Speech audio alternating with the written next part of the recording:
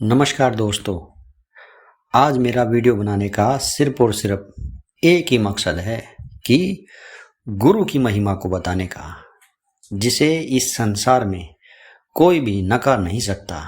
क्योंकि कबीर जी ने हमेशा ही अपने दोहों में भी कहा है कि बिना गुरु के इस जीव का कभी भी उद्धार नहीं हो सकता। अगर हमें इस संसार में अपनी मुक्ति करनी है तो हमें एक सच्चे गुरु की शरण होकर ही उनकी कही गई बातों का अनुसरण करके ही हम अपने जीव का इस संसार से उद्धार करा सकते हैं। दोस्तों, वैसे तो हम सभी के अंदर गुरु होता है। हम जीवन की अपनी यात्रा में पता नहीं कब कब और कहां कहां गुरु की भूमिका में रहे हैं और आगे भी रहेंगे। दोस्तों, गुरु वो होता है जो हमें इस जीवन में ऐसी बातें बताता है जिसका अगर हम अनुसरण करें तो हमारा यह सांसारिक और आध्यात्मिक जीवन स्वर्ग बन जाता है।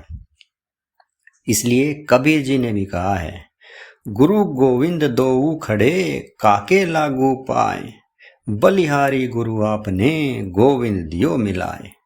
इस दोहे में दोस्तों कबीर जी ने यही कहा है, अगर हमारे सामने एक तरफ गुरु हैं और दूसरी तरफ परमात्मा है तो उन दोनों में गुरु का स्थान ऊंचा बताया है और सबसे पहले गुरु को ही प्रणाम करने को कहा है।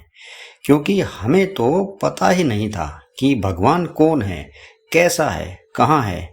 वह गुरु ही होता है दोस्तों, जो हमें अपने ज्ञान रूपी प्रकाश से यह बताता है कि परमात्मा कहाँ है और उसको पाने का मार्ग क्या है। इसलिए हमेशा ही गुरु का स्थान सबसे ऊपर रहा है।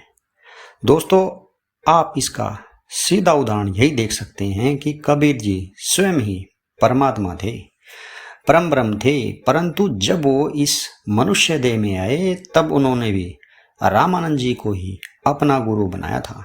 तो गुरु के बिना इस जीव का कभी भी भला नहीं हो सकता। गुरु दोस्तों दो शब्दों से मिलकर बना है, गु और रू। गु का अर्थ है अंधकार और रू का अर्थ है अंधकार को मिटाने वाला। तो गुरु हमें हमारे अंदर के अंधकार को खत्म करके, जिसके कारण हम उस परमात्मा को देख नहीं पा रहे थे, उस परमात्मा से मिला देता है हमें।